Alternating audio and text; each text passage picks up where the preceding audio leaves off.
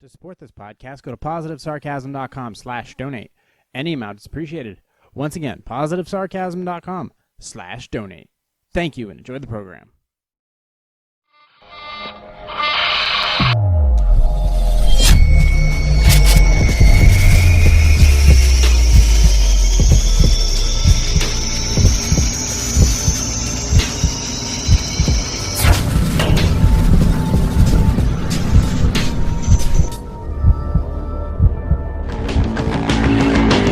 Jay here, positivesarcasm.com, recorded here from the Spare Parts Studio. Happy Wednesday, everybody. It's your favorite Jew. Yeah, it's your favorite Jew. Yeah! You can find me on all social media. You can find me on Instagram at positive_sarcasm. You can find me on Facebook. You can find me on Facebook at Facebook. Just look up Positive Sarcasm or POS Sarcasm. Yeah, you can also find me on the TikTok. It's still a thing, and I'm still on there. But if you just want to reach me directly, you can go to positivesarcasm.com for all your PS needs. So you can go ahead and hit me up there. You can donate there. You can ask me questions. Positive Sarcasm. Just hit up the contact section. There's a little thingy or whatever. Yeah, so there's all of those options. Also, a new way to donate. If you are not part of the Cash app, you can go ahead and check out my links at positivesarcasm.com. Click on the contact section. There's a Robinhood link, and there's a Robinhood affiliate link, and there's a Cash app affiliate link. So go ahead, if you need to utilize any of those apps and you haven't had them yet, go ahead, grab those, hit them up. Helps me support this entire empire, which is forever growing. A bunch of shit. I got so much. 1, 2, 3, 4. 1, 2, 3, 4. I got so much content and podcasts, and it's probably all going to fall apart, and eventually about 20 minutes into this podcast, I'm probably going to crash, and I'm going to be like, oh, it's so sleepy. I used to fall asleep on this podcast so much. Oh, it's terrible. So yeah, you can find me on all social media and all that happy jazz. I also got Q&A today. That should be a good one. I got one that made me think of my buddy Bobby. Oh, such a heartbreak. So sad. Market was pretty good today. Well, I'm not going to deal with all that bullshit, but it was something I want to touch on. Okay, first things first. I mentioned right in the beginning of the podcast, it was a episode from Jordan B. Peterson, which is going to cut into the Fox business. I know Fox. I don't generally look at Fox News articles. This one actually is. It's like an actual thing. It's not an opinion piece. It's an actual piece of news. Something that we actually don't get anymore. Something that's reported on in its actual truth. So, Jordan B. Peterson, the clinical psychologist from Toronto, Canada, who had a severe reaction. He eats a lot of red meat, but he's on the carnivore diet because he has an autoimmune disorder. He had a severe reaction to coming off of benzodiazepines, a severely addictive antidepressant. And he had huge withdrawal problems that literally almost cost him his life. He almost fucking died. And he was shipped all over Europe and to Russia and then brought back down to Florida, and he was recovering. He still has some significant issues, but he's back and he's healthy and functioning again. He's going to come back to lecturing. He just dropped a video on his channel. You can go to Jordan, just look up YouTube and go to Jordan Peterson, and it's called Return Home, and it's just 8 minutes of him discussing in a brief, message that he's back in Toronto, he's healthier, and he's going to try to get back moving again. And he's writing his new book and all that stuff. He also dropped a couple weeks ago his lecture that he did in Brisbane, Australia, but about like benzodiazepines and all these other terrible, terrible drugs that are still getting prescribed to this day that are absolutely horrible for you. Eventually, the bell is going to toll for thee and these companies, and the hammer fucking dropped on one of them just recently. Now, the difference between benzodiazepines and like painkillers and all other stuff, opioids and benzos, all this other horrible, horrible shit that, doctors and pharmaceutical companies were just basically pressing on their patients, and it was a disaster. It was a different type of epidemic. It wasn't just the sniffles from COVID because you didn't take a fucking vitamin D. This was something serious. This was a serious condition where a lot of people were getting hooked on these drugs, these painkillers and antidepressants, and these small towns, like Worcester, Mass, or Lowell, Mass, or places in the Rust Belt like Ohio, caused massive destruction within the own community because these people were so hooked on them.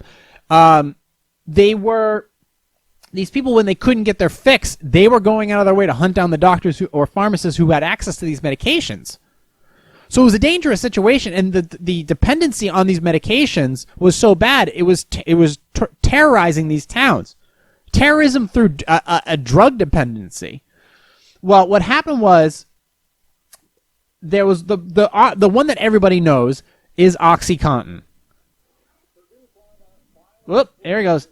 So it just auto-played the article. Shut up! There we go. Sorry about that. So the actual thing from Box Business News, E.V. Fordham, the actual article states, Oxycontin, which was the maker, one of the makers, the known maker, was Purdue Pharma. They had to plead, part of the settlement, had to plead guilty. And that was $8 billion. They had to settle an opioid settlement for $8 billion. They did not release any of the company's executives. Deal does not release any of the company's executives or owners, members of the wealthy Sackler family, from criminal liability. So they can still be held liable to the American people, or whomever the winner of the settlement is. The executives and owners are still possibly liable for whatever it is, whether it's criminal charges or additional civil charges. But because of this, they've pled guilty, and as part of that $8 billion, and they're also, I believe, filing for bankruptcy because it's $8 billion. That fucking buried them. Purdue Pharma is expected to plead guilty to one count of dual abject conspiracy for defrauding the U.S. and violating the Food, Drug, and Cosmetic Act, and 2 counts of conspiracy to violate the federal anti-kickback statute. The criminal resolution includes a criminal fine of more than $3.5 billion and $2 billion in criminal forfeiture, plus a civil settlement of $2.8 billion. So almost $3 billion is going to the civil winner, the winners of the civil suit. The other ones is just going to go right to the federal government. So when you break it down, only a third of that is going to whomever are the people who filed the class action lawsuit, if it was one. The deal does not release any of the. This is an interesting factor. The deal does not release, and I'll state it again because it's this important. The deal does not release any of the company's executives or owners from criminal liability. A criminal investigation is ongoing. The company is in the middle of bankruptcy proceedings, and bankruptcy court would need to approve the settlement. Quote, the agreed resolution is, if approved by the courts, will require the company be dissolved and no longer exist in its present form. This is the Deputy Attorney General. Oxycontin, of course, as you know, it's a powerful prescription painkiller that experts say helped touch off the opioid epidemic that resulted in 450,000 American deaths between 1999 and 2018. Spokesperson for the Sackler family told Family Business they reached the agreement to facilitate a global resolution that directs substantial funding to communities in need, rather than to years of legal proceedings. Sir Purdue's board, aesthetic, blah, blah, blah, blah, blah. That's all bullshit. The history of Purdue will also demonstrate that all financial distributions were proper. Yeah, okay, pal. The settlement comes less than 2 weeks before our president. Okay, I'm not going to get into politics. As part of the resolution, Purdue will admit that it impeded the drug enforcement agency, the DEA. You do not fuck with the DEA. By falsely representing that it maintained an effective program to avoid drug diversion and by reporting misleading information to the agency to boost company manufacturing quotas. Jesus Christ. Purdue will also admit to violating federal anti-kickback laws by paying doctors through a speaking program. So paying doctors just to basically push their medication, pimp out their shit, to induce them to write more prescriptions for the company's opioids and use electronic health record software to influence the prescription of pain medication, according to officials. So, I'll go into the monetary particulars in a second again to more details. This is super important. This is so fucking important because there's so much stuff. It's still being produced in some way, shape, or form. It's still being prescribed, even though it's considered a controlled substance. But these opioid medications, they say that it could be we could overdo it because of the fact that these medications in some form need to be still be prescribed. Well, the thing is these don't necessarily. If you're in an end of life situation, they don't use Oxycontins. They don't use Percocets. They use something else entirely. They go straight to morphine. Or they use propofol. Well, propofol is used for general anesthesia, but they use other higher dose medications. Generally, when somebody's in end of life, they don't use Oxycontins. They use morphine. And that's how they get, it's called a breakthrough medication. It breaks through the pain so that the patient can rest. Oxycontins, in an end-of-life situation, don't do shit. They don't do anything at all. Oxycontins are generally prescribed after a patient has like minor procedure, and they give them a few pills, a small prescription of it, a one-time prescription until the patient heals. However, that's where the problem kicks in. A lot of people have, they become immediately dependent upon the medication and didn't necessarily need it to begin with. Maybe a couple kickers to get them through the first couple days, but after that, no bueno. Deal with the fucking pain. Or take a Tylenol. Or smoke a little weed. Or rub a little CBD oil on it. Why do we constantly feeding fucking pills like it's goddamn Pez dispensers to people? They don't need this shit. They don't. You think you need this shit, but you actually don't. Whether it's blood pressure medication or cholesterol medication. Oh my God, my HDLs are too high. Maybe they're high for a good reason. Maybe they're high for the right reason. You don't fucking know, and chances are your fucking doctor probably doesn't know either. So the whole idea of opioid medication. Sorry, I'm swearing in front of my dog. Sorry, Poochie. So the idea that this shit was on the market for the longest time and decimated. Not just, we're talking about people who statistically were proven to die because of opioid prescriptions. Chase, you gotta come over here, buddy. Specifically died due to prescription medication overdoing it, overdose or what have you. But there are other people, it's just like it ruined their lives. They lost jobs, they got prison time, or all that other outlying stuff that they don't mention in the article itself. Disastrous, absolutely disastrous. Ruined communities in small towns. So it goes on to say that Purdue will make a direct payment to the government of $225 million, which is part of a larger $2 billion criminal forfeiture. In addition to that forfeiture, Purdue will also face a $3.5 billion terrific criminal fine. Through that money probably will not be fully collected because it will be taken through a bankruptcy, which will include a large number of other creditors. Purdue will also agree to $2.8 billion in damages to resolve its civil liability. It will transform, Purdue Pharma will transform into a public benefit company, meaning it will be governed by a trust that the balance of its trust interests against those of the American public to the public health. The Sacklers will not be involved. And then it will be medically assisted treatment and other drug programs to combat the opioid epidemic. As the official says, the arrangement mirrors a key element of the company's proposal to settle a 3,000 lawsuits filed by state, local, and Native American tribal. Jesus fucking Christ. There's so much to this. Holy shit. As part of the plea deal, the company admits it violated federal law. That right there, by admitting that you violated federal law, leaves every executive and every owner completely open to additional civil and criminal liability. Knowingly and intentionally conspired and agreed with others to aid and abet. Now, this may not just be the end of this, because this opens the whole door. This opens the fucking floodgates for other companies that do other medications like this to be investigated and sued. Because this is not a no contest. This is not a undisclosed settlement. This is a full on, we fucking did it. We knew what we were doing. We tried to cover it up. We paid people to push it. We are the ultimate mob. We are the ultimate mob. We pushed doctors to push the shit. We didn't care who it fucking affected. We didn't care how many towns it destroyed. We didn't care how many people it killed. We wanted to make money. We didn't care how. Push the fucking pills, shove it down their fucking throats in any way, shape, or form. They did not care, and they openly admitted to it in all the files here in an $8 billion lawsuit. So that means that at this point, the criminal investigation is going to go on, and they're going to be made an example of. And every other company, whether it's Pfizer, whether it's Johnson & Johnson, whether it's fucking any other company, doesn't matter. Okay, any company, they're all looking at this and they're going, okay, do we have opioid medications? Do we utilize it in our services? Who are we giving it to? Are we in the clear? Do we have to scale back? Do we need new policies? The government just took a fucking huge hammer. This is not political, by the way. This is a cultural epidemic of health and wellness. Okay? It culturally changed America through the fact that everybody thought that they needed painkillers just to get through their fucking day. The same thing goes for anybody who makes antidepressants.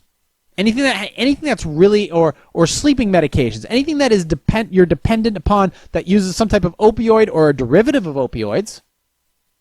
Okay, they did the same thing with fucking people who made pre-workout. They were just, manipulating the formula so it was less methy. It was less methy. But some companies got raided. They got fucking raided. All the paperwork was taken by the government. Blackstone Labs, I think, was one of them. Correct me if I was wrong.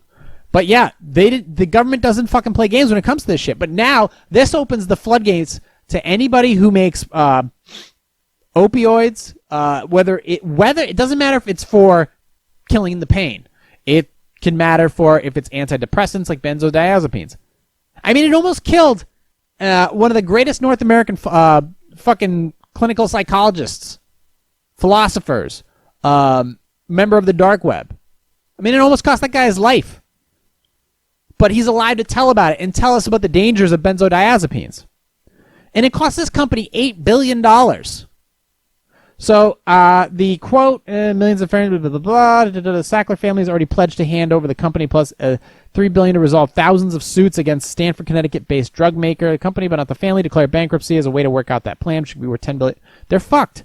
They're fucked.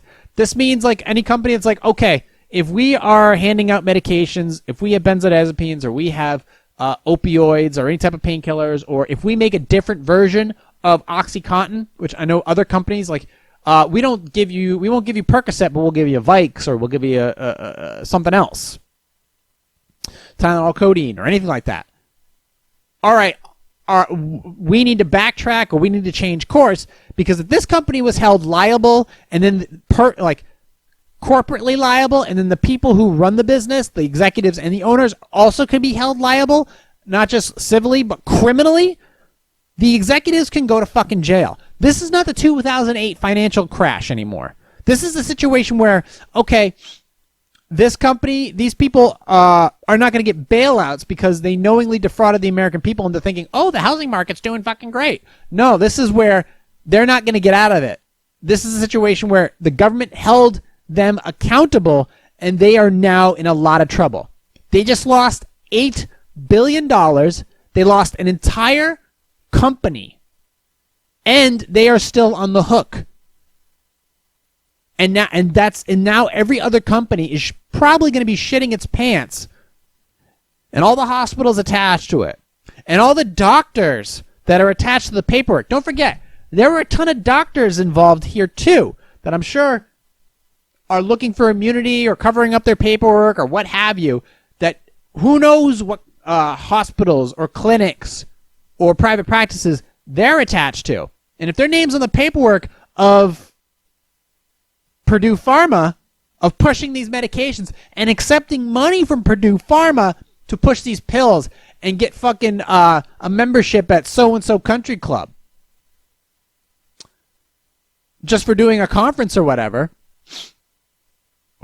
what's to say, what kind of damage is that? What kind of spread of damage can this do to the healthcare industry? It's extremely fascinating, and it's the dawn of some. I don't know. Is this the end of it? I don't think so. This was a long time in the making, and holy shit, it's a huge fucking deal. It's a big deal, and it should really tell you something about like what do you think you're taking. What do you think? What's in your cabinet right now, as far as your medicine cabinet, that makes you sad, that makes your pain go away, that makes you sleep better at night, that makes your blood pressure go down, that makes your fucking LDLs and your HDLs normalize, that makes your dick get hard, that makes your bunion fucking easier to walk on, that makes your indigestion go away? I mean, is this going to make you second guess how to change? Maybe you should look into doing things yourself and figuring things out in a way that maybe if you went this route instead of fucking spending your money on prescription medication and your deductibles and your HSA account, maybe you should be taking that money and focusing on the groceries you eat, the supplements you take, the workout equipment that you pay for, or the gym membership that you pay for. Maybe, I don't know, just a fucking thought that maybe you should be looking into that instead of all this other bullshit Instead of waiting for your fucking pills to get fucking refilled at your goddamn pharmacy, maybe this is a good direction you consider going in. Maybe this will be a great fucking idea. I don't know. Common sense leads you to the guiding light of fucking, longer and healthier living. It would just be a thought. Maybe you should go down that avenue. The state government and opposed settlements are pushing bankruptcy court for documents that would spell out how much the Sackler family's made from the sale of Oxycontin over the years. They were once listed among the nation's wealthiest by Forbes magazine. A 2019 court filing said they made up $13 billion over the years from blockbuster drug. Just this one drug. Through a lawyer, we fought wars over this shit. Through a lawyer, they said that they brought in far less after taxes and, whatever. Until recently, the family's name was on the museum galleries and educational programs around the world because of the gifts. Because of gifts from family members. But under pressure from activists, institutions from the Louvre in Paris to Tufts University in Massachusetts had disassociated themselves from the family in the last few years. Let's see. And then also the company's 3 executives pleaded guilty to federal criminal charges in 2007 and paid more than $630 million in a settlement. But after that, the nation's addiction crisis only deepened.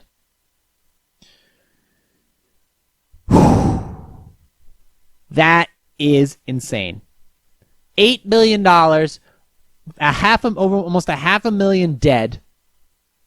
And I mean, I don't know what to say. Well, I think I already said it. So I think it's very important that you kind of get the hint from this. Like, there's more coming. And I mean, I know that this stuff is still still being prescribed right now. The question is for how much longer, and what is it going to be? Generally, a lot of times, like for example, when the pre-workout situation was occurring, like when these, like back in the day, if you were a meathead back in like 2006, 2007, Jack 3D was on the market. It was first introduced. That shit would pump you up to the nines. You'd take that stuff and you'd be all itchy and shit, and you'd be ready to rock and roll. But then that stuff got pulled off the shelves because it was basically a methamphetamine for some effect, and then it got rebranded and got reformulated and then put back on the market and then pulled again and reformulated and pulled back on the market. So what's to say that something like a Percocet or a Vicodin or any benzodiazepine is not going to get reformulated and put back on the market? Somebody can have the rights to the formula, take that formula and go, okay, how can we make this pass FDA regulations? If it can get passed by FDA regulations after an $8 billion fucking settlement. This isn't even a settlement. This is not a settlement altogether. This is, we're fucking guilty. We knew what we were doing. We were doing it for 20 fucking years, 30 fucking years. We made billions of dollars on it. And all these people died because of it. This is not a settlement. This is an admission of guilt, a flat-out admission of guilt. And they not only are they getting their asses handed to them, they're about to get their hearts afterwards because the criminal shit is still up for grabs. The criminal shit is still like, okay, first of all, if they had the paperwork, because Purdue Pharma, they have digital fucking records and paperwork records of all the doctors and all the other shit that they paid out. Holy fuck. Is this going to be like the RICO law? They're going to charge one person, they can charge them all. They can go after all the fucking doctors and all the fucking hospitals and all the fucking whatever, you name it, country clubs or whatever. I don't know. Who fucking handed this shit out. Who gave it away and knew what they were doing. And they can go after all of them. And this is the true form of you guys went too far, but you knew what you were doing. And the question is, will we overdo it? That's the question. Is will we overdo it? Maybe we will. That's kind of how we do things in America. We just fucking overdo it. And then we'll come back a little bit. But this is because it's been so long in the making that any overreaction on this is probably justified. Okay? But for me, it's like, okay, sit back and let it watch. Let it fucking burn.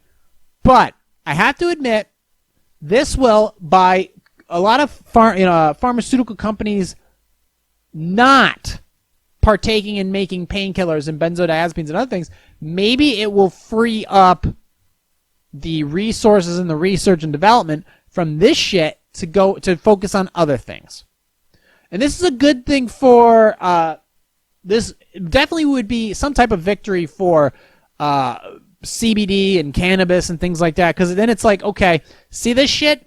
This did more damage than marijuana did. This did more damage than CBD and cannabis and vaping, even though vaping is under fucking severe scrutiny. But that's because the cheap companies are making shit plastic, which is getting in the smoke and going into your lungs. And plus, kids today are fucking retarded. They smoke 24, they're vaping 24/7. So instead of smoking tobacco with nicotine and well, not nicotine, but, tar and all this shit in a cigarette, it's like a cheap cigarette at the end. They're just sucking that shit down 24/7. Oh, it smells like strawberries. It's like, okay, champion, good luck to you. They make the disposable ones. You smoke them once, they taste like banana, and you throw them in the fucking street. So it's like, okay. So, but I know the vaping thing is no big deal to me. That's just me. To me, you have like a bad drinking habit, or you eat too many fucking Pop-Tarts or whatever. But as far as the opiate shit, that's like you take it once, that you could be genetically hooked. Like somebody who drinks alcohol. They're an alcoholic. But, I mean, this is a large company was a large company with billions of dollars that made this shit so that they knew that people would get hooked on it. Okay? So, will this be a godsend for more, not holistic healing, but, a path where there are better alternatives, or actually not alternatives, but actual solutions to the problem? Where you chop down the fucking weed. You cut the weed, but the root keeps growing back. Instead of that, digging out the root of the problem and solving it through proper methods, whether it's through a real solution or a real cure or real treatment, or preventative measures such as health and wellness and healthy eating and a healthier lifestyle, so that if you do go under the knife, you're more likely to have a far less dependency on any medications they give you after a surgery. This is the case. And they'll give it to you for anything. Anytime they cut you open, anytime you are cut open, you can almost guarantee that you'll have a prescription medication, you'll have a prescription for some type of painkiller. So, and that shit is super controlled. So the idea, like, what's the next step after that? Instead of giving you a small prescription for opioids or something like that, they give you a prescription for just fucking Tylenol or, weed or something. I don't know. Or maybe you're healthier going into it, so you won't need to last as long on that medication. They'll give you a blocker at the beginning, the shit that when you wake up you really don't feel anything, and then a day later the blocker, the painkiller blocker wears off and it's like, ow! But after that it's like, okay, are you physically able to handle the pain afterwards? People who are healthy and in shape are far better to handle pain. People who train hard are far better at handling pain and resisting it and pushing through and grueling through it. And then your pain receptors, and then your mind, you're training your mind like, I felt this pain before, this ain't shit, I can push through this. You are wiring your brain to be able to control the damage or the idea of it. And that's the thing, because people are fucking soft right now. All right? So it's easy to stick a pin into a fucking, into a piece of gum, into a soft tissue, into an amoeba. But when you're built like fucking granite, man, it's much harder to push that pin in. So it's the idea of just trying to be healthier. What are we at? 28 minutes? Oh, there was 2 movies I wanted to, let's switch topics real quick. There were 2 movies to, also, yeah, glad to see you're much healthier, Jordan Peterson, Dr. Jordan B. Peterson. Wish you you and your family all the best. 2 movies I wanted to give, I just want to talk to you real quick about, just a review. I haven't seen movies in a while. I've been just busy doing other shit, and the close movie theaters are closed, and I've just been busy. But 2 of them, The Tax Collector with, who are these guys? Bobby Soto, Cynthia Carmona, and Shia LaBeouf. And then there was The King of Staten Island with Pete Davidson and what the fuck is her name? Marissa Tomei. Was that Marissa Tomei? Yeah, Marissa Tomei and Bill Burr. So, comedian Bill Burr, excuse me. So, Pete Davidson. So this movie was directed by. This was Judd Apatow. Yeah, this is a Judd Apatow direct film. It was partially written by Pete Davidson, who in the movie he plays a character whose dad died in he was a fireman and he died in a fire, and in real life, Pete Davidson's dad died in a fire. Actually, let me go down to the what do you call it? Let me actually go down. They have like, let's see, like did you knows and stuff like that. That's what I like about IMDb. There's like a DIY, not DIY. Did you know? Let me just check it out. That's user reviews. That's quotes. Did you knows? There we go.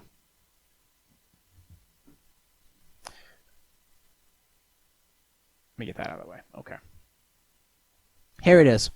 In the movie, Pete Davidson's father responded to a house fire or an apartment fire in the movie. It's just in the past though. And his father dies. And the movie plays out where Bill Burr's character is a fireman, and then the movie takes on from there. In real life, Pete Davidson's father was a firefighter who died in the line of duty. Scott Davidson's unit ladder, Company 118, was in Brooklyn Heights. They responded to the call of the World Trade Center at the terrorist attacks of September 11, 2001. They were rescuing people in the Marriott World Trade Center hotel when the tower collapsed.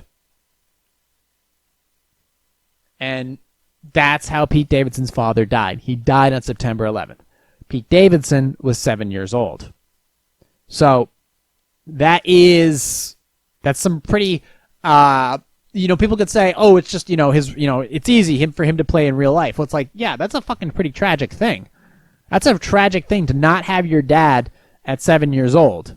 All of a sudden he's gone. In one of the worst moments in American history. In modern American history. Straight up. But the movie itself, it's just his struggle through, his father was more like a king. His father wasn't humanized. Then meeting Bill Burr's character. It's basically, he was, in Staten Island, wasn't really going anywhere, just kind of stuck at home with his mom. His mom meets somebody, Bill Burr's character, who's great. Pete Davidson's character is great in it as well. Marissa Tomei is awesome in it. All the other characters, Belle Powley, she plays Kelsey. She is, yeah. Or is that Claire? Is it either Claire or Belle Powley? I think it's Belle Powley. She plays the girlfriend or the love interest.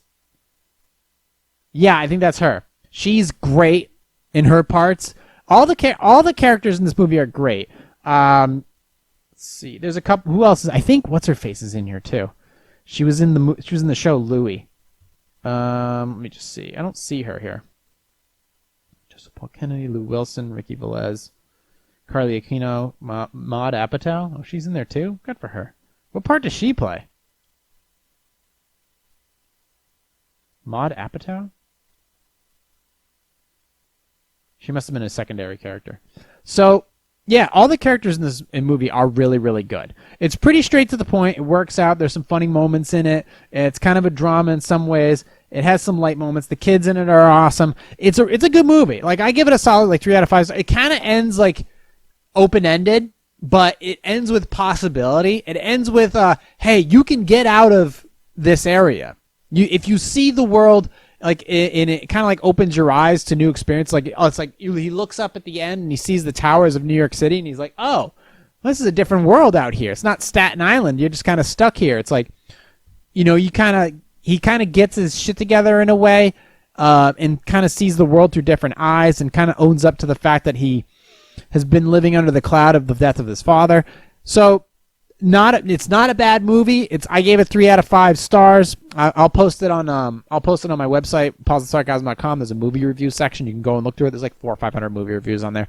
But it got a 7.1 on IMDb, and I gave it a solid 3 out of 5 stars. It's a good movie. It ends pretty quickly, but it kind of ties up a couple loose ends. Like Bill Burr's character, that works out well. Marissa Tomei's character works out well. He has a resolution with his mother.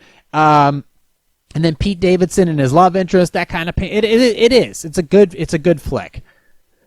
However, unlike the King of Staten Island, the tax collector with Shia LaBeouf, quote unquote, doesn't really pan out as well. Tax collector, 2020. Tax collector working for a local crime lord finds his family's safety compromised when the rival of his boss shows up in L.A. and upends his business. So, I'm not going to say anything about, like, first of all, the acting it's what you expect. It was a crime saga. Now, if you want to know a good L.A. crime saga, if you want to get into L.A. crime sagas, you start with Heat. Period. That's the first crime saga you start with. Heat. 1995, Robert De Niro, Al Pacino,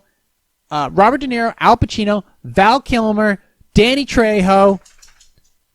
Chase, would you stop hitting that shit? What are you doing?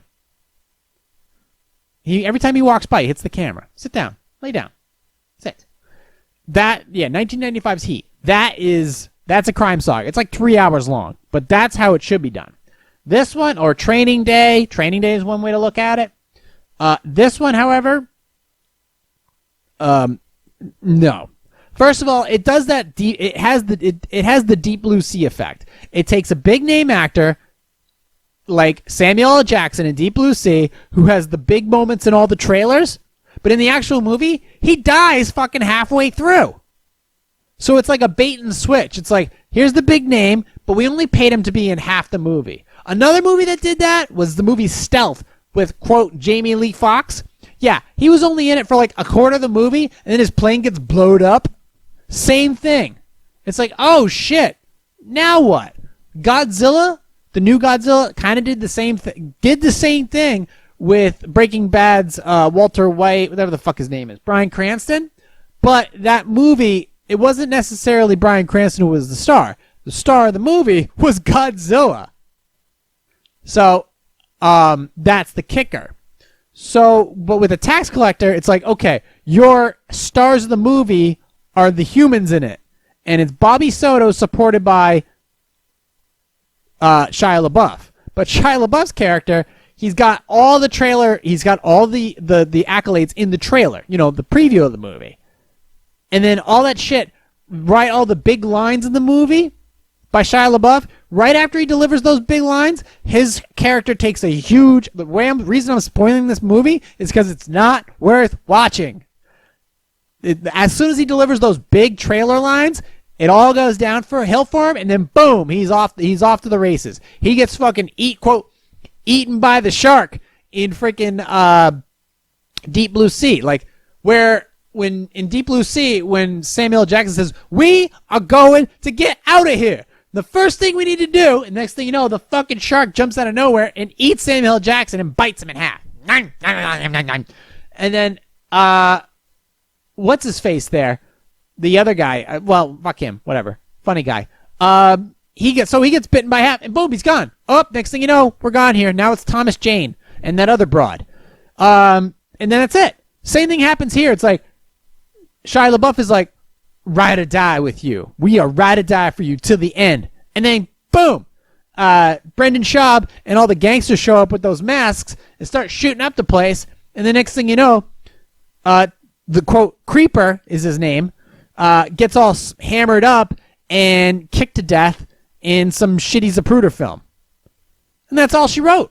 Gone. See ya. And then it's all left up to Bobby Soto's character to kind of make through the whole movie. And then it doesn't pay. And then the same thing with the other big name actor, George Lopez. He kind of disappears off the map as well.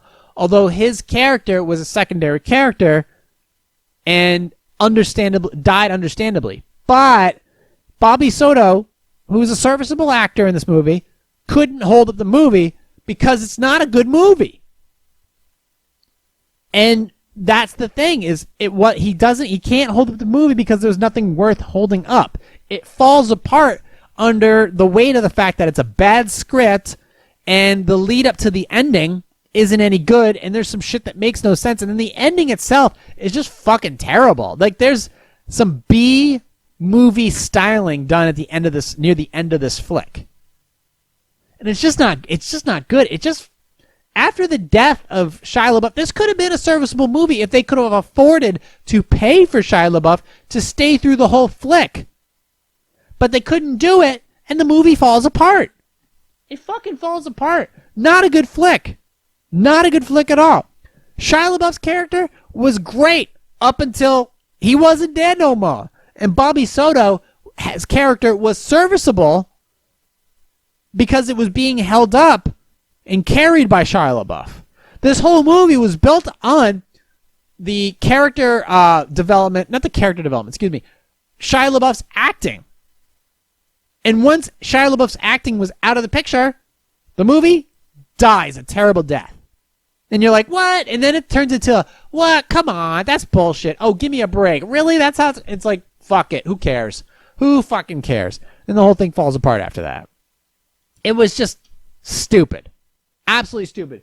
If Shia LaBeouf's character would have died towards the end in a tragic death or something like that, in another way, shape, or form, okay, then it would have made sense. But the whole movie fucking tanks, and it's just blah. It's not even. It's just whatever. So I'm like, whatever. The first half was kind of good, and the second half wasn't good at all. So I gave it 2 out of 5 stars. I mean, was it a terrible movie? One could argue, but it's not a good movie. It's not a good movie. 2 out of 5 stars. The Tax Collector, yeah, got audited. Haha. So we're at 40 minutes, so I'm going to go ahead and close up that account. And then we're going to go right to Q&A, which I got ready to rock and roll. So let's just bounce right to Q&A because we're fucking kicking ass right now. Okay, so here we go. By the way, if you want to support this podcast, go to positivesarcasm.com/donate. Any amount is appreciated. Also, positivesarcasm.com, click on the contact section. The Cash App link and the Robinhood link are right there. Here are the Dig Q&A, dig.com Q&As for the day. How should I respond to my boss's weird reoccurring lies about me and my colleagues? My boss, Valerie, makes up little lies about people who report to her. She never lies about anything work-related and while those of us who report to her all know she's a fibber about things, our clients and other people have no idea. For example, Valerie says my colleague Casey, is lying about having heterochromia, having different colored eyes. Casey really does have it, but because Valerie, everyone thinks she wears different colored eye contact lenses every day. Valerie told my colleague Martin has PTSD from his time in the Army and in the war zone. Martin was in the Army, but he never saw combat and was only ever stationed here or in allied countries with no combat. He doesn't have PTSD, but Valerie has told everyone otherwise, so clients and our colleagues think he does. Valerie told everyone I went through an explosive, nasty divorce with a years-long court battle. I had a boyfriend in high school and one in college, but neither relationship was serious, and both ended when we graduated on good terms. I'm new here. Valerie is high up, and she has pull and is friends with those in authority here. Casey said something to Valerie's boss once, and she said the response was that even if Valerie is making up lies, she isn't telling serious ones or defaming anyone or accusing them of anything criminal. It is frustrating, and I could give more examples of the lies she tells. Okay. Well, look. If it's a company, it has clients. And it can apparently if it's a large corporate company, that's one thing. If it's a smaller corporate company, it generally has clients. And if if that base knows about how much this person is lying, it could have serious consequences. So, Chase, get off my nut. There we go. So in that case, if this bitch is making shit up, I don't give a fuck what she's saying. If she's in fact a liar, making shit up, she's trying to make herself more interesting by puffing up the people around her. She really has, this Valerie person obviously has nothing going on in her personal life. So she's definitely making shit up about other people to make herself more of a centerpiece for knowing more than she should. So in that case, first of all, what's most important is you. You don't like it there. You don't want to work there. You need to fucking leave. I know that's easier said than done, but it can be done. You need to leave.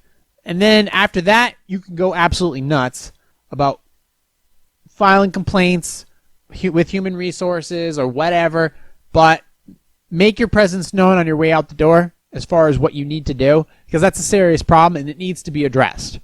But as far as your best interest, yeah, you need to get out of there, because that's not good for it's so bad for you in more ways than you can possibly imagine, but you need to leave, okay?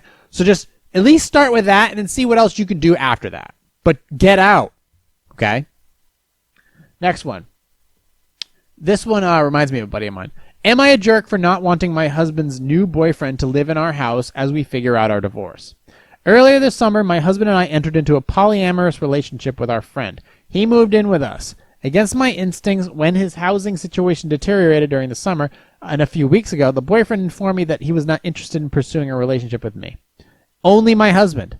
I said in that case he needed to find a place of his own and move there. Because my husband saw it as me kicking his boyfriend out onto the streets to live in his car, he informed me that he was leaving me for our boyfriend. Interesting. I didn't mandate that he had to move out immediately, so we are still living in our house in the meantime. I have spent quite a few nights recently at our friend's house to stay out of their way and give them space. I asked them to do the same. My husband is of the opinion that his new boyfriend is his invited guest, and that if I have a problem with them being around, I can leave. I do not want them living out of the car, so I have suggested that they go in together on a new space or sublet for his boyfriend. My husband can be here when he wants. But I'd rather not have his boyfriend and my other ex here as I try to grieve the end of my relationship. My husband wants me to allow my boyfriend to continue living in the house rent-free, and every time I bring up what makes me uncomfortable, he throws out the fact that I'm kicking out someone on the street and suggests that if I think that it's an option, I should be the one sleeping in my car. Am I wrong for not being willing to allow my husband's new boyfriend and my ex-boyfriend to stay at our home while we're working through our divorce? All right. First of all, you do need to talk to a lawyer. And second of all, let's face the facts here. Your husband's fucking gay, and he was secretly gay the whole time, and he introduced somebody into this relationship to kind of go down that route. This is what it was. Yeah, you didn't mind it because there was an extra dick in the house, but the fact is he was gay. He was gay, which is fine, but he's also married. And there's nothing worse than being in a house with somebody who's with somebody else and listening to them fuck. That's just annoying. I had a buddy of mine who was living with a girl. They moved in together. Well, he was with this girl. They moved in together, and then she immediately dumped him and started dating another guy. And he had to listen to them fuck in the house. And I can't imagine how many times he was thinking about filling up that magazine, walking into an office, and taking everybody out. That can just rewire your brain in such a horrible way. I can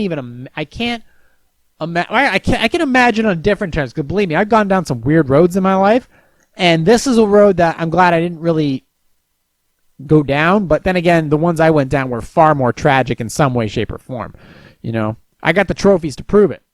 But in either case, the idea that the guy was secretly gay. The guy was a closeted gay dude who brought him into the relationship as a kind of, saving point, and then that was it. He wants it to end. So there you go. He was gay all along, and if that's still your house, if your name is on the contract for the house, you have say of who's in the house and who's out of the house. So that includes the boyfriend. So he's not going to live there rent-free. And also, if there's a divorce going on, and in this day and age, if there's a divorce going on, he needs to be careful on how he pisses you off, because the more he does that, the more the lawyer is going to want to take from him from the divorce proceedings. That's it. So if he wants to be civil, the boyfriend needs to wait it out until the house is sold or until you guys are officially divorced and the things are splitsville. Once that's done, he can take it up the butt wherever the fuck he wants. But until then, he needs to be respectful of the fact that he's going through a divorce, and even though he gets the cake, you're stuck with the fucking bill of the fact that you're going to be on your own, at least for the time being. And you need to recreate yourself as not just some divorcee. So you need to have some spots to come home to without seeing that. It's tough. So yeah, you need to consult some legal counsel to see what your avenues of options are, and then go from there. But yeah, that fucker can't be living there rent-free. That's bullshit. No, well, we're kicking somebody out. I've kicked fucking people out, too. I've kicked people out. I kicked an alcoholic out. I kicked a fucking a Narcan out of my house. I had to. You have to do these things in order to protect yourself. Otherwise, liabilities are through the roof. You have to do this shit. It's important. So fuck him. Let me continue to scroll out. And if the roles were reversed, yeah, I would agree with the same thing. All right. How can I get my roommate to prioritize her career over her boyfriend? I am reaching out to, let's see. I moved to a new place near her ex-boyfriend, who she has had a obsessive past with. They recently rekindled their connection. Oh, congratulations. She is now neglecting her job to do midday outings with him. She has also taken a couple of side projects and is more invested in those than her current rent-paying employment. I tried to talk to her about how she needs to evaluate her priorities, making sure she's not neglecting the promising career that she claimed to be passionate about before this man came back into her life. She has ignored my advice and is becoming extremely irritable not only to me, but also to other coworkers, often snapping at them in online meetings. We have different managers, but we work on the same team, and I have a good relationship with her boss. What do I do? All right.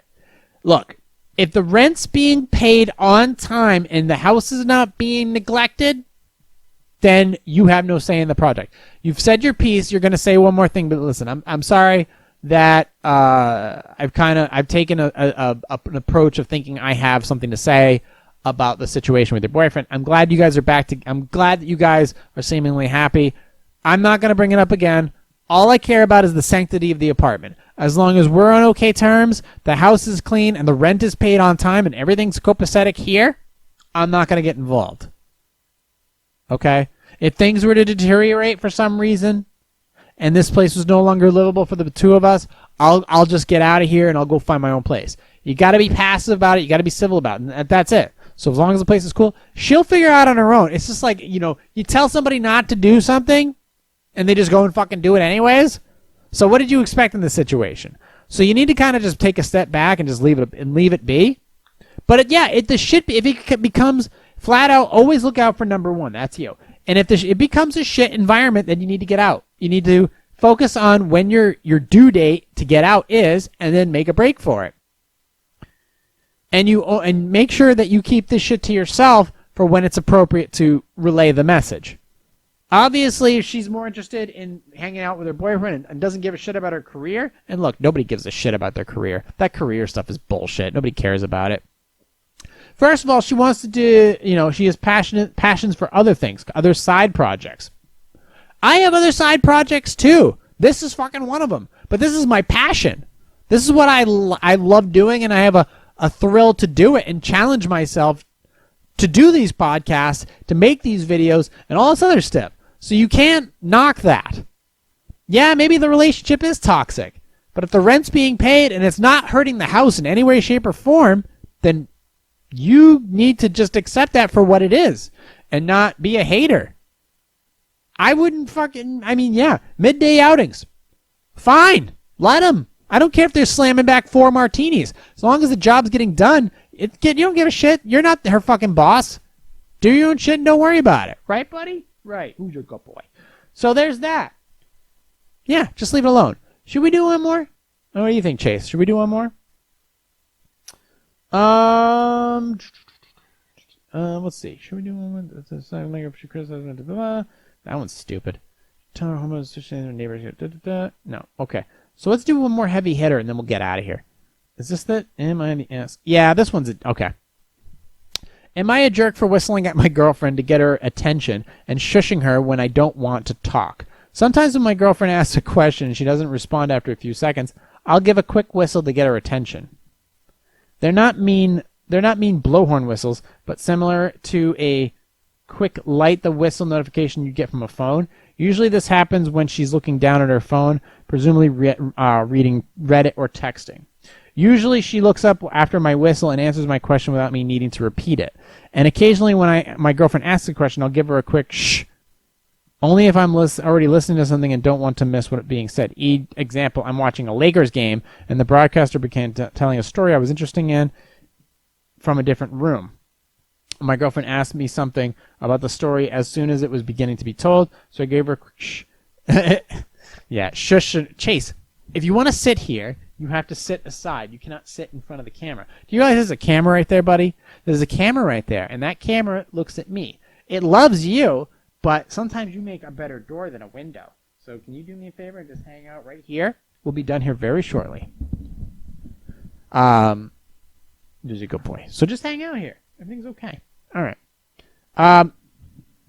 I'll be watching Lakers game. The broadcaster began telling a story I was interested in from a different room. My girlfriend asked me something about it. Yeah, the questions and comments from another room, that can't work. There's a better way of handling it. And then this led to her complaining about the shushes and whistles and led us into a heated argument. She says the shushes and whistles are rude and I have to stop. I say not only are they polite and succinct, but it's rude of her to ignore my questions, leading me to whistle, and rude of her to interrupt my already occupied ear holes. Jesus Christ. I said she's searching for reasons to be upset, and we need to be able to have conversations about this kind of shit before I give up whistles and shushes for the rest of my life. She says I'm gaslighting her. Okay, look. All right, let's set a standard right now. Shushes are stupid. Shushing is another form of shut up. Okay? Shushing is the Cro-Magnon version of shut up. The snapping of your fingers is stupid. It's like, hey, hey, hey, hey. That doesn't work either. That's not well, it works, but you may not get the effect that you want. Her talking from the other room, that's a classic chick move. And yeah, you don't hear everything. That's a long distance phone call that the proper information never gets across properly. That needs to stop as well. I have discussed this in my situation where if somebody's talking from the other room, it's like, I can't hear you. I'll walk in and do that, or you can come in and talk to me. If you're in the same room, you can hear each other better. So try that route. So there's that approach. But the whole heated argument about shushing, don't shush. There are better routes to take. In the Lakers game, well, first of all, I don't give a shit about sports, so that doesn't apply to me. But if they're in the other room, you can ignore them. You can ignore them. If they have anything that can be said or discussed, needs to be discussed in person. All right? That's in person. If you're having a conversation and they're texting or they're on Reddit, they're not paying attention to you, stop the conversation. If somebody's on their phone, then they're on their phone. That's it. You just stop talking about it. Be like, when you're done. Like if you're talking to somebody and they start looking down at their phone, conversation's over. If they say I'm listening, no, they're not. When somebody's on their phone, they're not paying attention to what you're saying. The conversation's over. But you don't snap your fingers. You just stop. You just stop conversations. Getting the hint is one thing, but snapping your fingers like everything you say is all powerful and all knowing and all important? No, it's not. It's not. You just stop conversation. Okay? Phones are ultra distracting. Reddit and text messages are ultra distracting. You're in your phone is filled with tons of apps and tons of notifications. They're paying more attention to that, and then you, well, you can wait. When you're done with your phone, we can talk. Okay? If it's a simple passive chatting, then that doesn't matter. But if you guys are having a conversation or you asked a question and you're not getting that, it's like, whatever, just leave it be. Leave it be. Okay? If the girl's in the other room, believe me, if a girl asks a question and it doesn't get an answer, she will come into the room and ask it again. That's how okay? Legit. Did you hear what I said? No, you were in the other fucking room. So of course I didn't hear what you said. Plus I was watching the Laker game. You hear the freaking, you hear the squeaking of the sneakers and, the announcer's doing this and the blowhorn and the defense and all that other shit that's going on. Of course you didn't hear what she was saying. She'll come into the room and ask it. But you can there are other ways than shh. If you come into the room, if you're watching a game or you're watching a movie, I'm big. When I'm watching a movie, I don't like to be disturbed. Okay? I don't. But if you're watching something and she comes in, it's like you can raise your hand, just be like, just give me 1 second. Just be like, just a second, or something like that. Something more communicative. 2 extra words. Just a second. Just a moment. 1 moment, please. Just a couple extra words. That's not being curt. That's being informative that I'll be right with you. Or be right with you. That's fine. That's not curt. That's a simple, I'll get right to it. Just give me a second. You're listening to a story. Okay? That's fine. Shush is shut up. That's what that is. Okay? And then from there, because remember, this is a person who you love and you respect, you spend time with and all that other stuff. And I get it. We all get our own time, but there are just a better ways to handle it. That's a better way to handle it. You're just being like, when I'm off, I'm off. Now, if you're in a situation where your door is closed, you're working on something or you're concentrating on something and you need that alone time, you let them know, I'm going into a closed door session. Please do not disturb me because I'm going to be focused. And if my concentration gets disturbed, I'm going to be abrupt. That's important. That's important. When I'm editing, I don't like to be disturbed. But that understanding has been already forwarded to the appropriate parties so they know not to bother you. And they'll get the point if they'll understand very well if you bother them, if you're bothered while you're trying to focus. So, she should understand how important some things are to you, but at the same time, shush and snapping your fingers is dumb. It's just dumb. There's a better path and there's a simpler path, and it will definitely lead to less, and it will not lead to a heated argument. So, just clean that up. All right, we're done for the day. Right, Chase? We're done for the day. So you can find me on iTunes, Stitcher, Google Play Music, Podcast Addict, iHeartRadio, TuneIn. Did I say Spotify? Well, I should because I'm on there too. You can find me on anywhere where podcasts are available. And of course, if you want to subscribe to my podcast website, positivesarcasm.com, you can find my information there. Or, well, I guess you can go to my YouTube channel, Positive Sarcasm and Positive Sarcasm Podcast for, of course, this episode. You can find me on there. You can hit me up on my social media pages. Check out all my information. You can email me directly for posing music, questions, concerns, comments, guest invites, or coffee invites, or what I'm going to be doing in the next 6 months, my plans for the next 6 months and everything like that. Plans for the new studio coming up next year. Hit me up on all that information. You can email me directly, positivesarcasm@outlook.com. Excellent podcast today. I thoroughly enjoyed it. I got a lot of energy out of my way. Thank you for listening, watching, and subscribing, and I will talk to you all next week. Recorded here from the Spare Parts Studio. This has been a Positive Sarcasm presentation.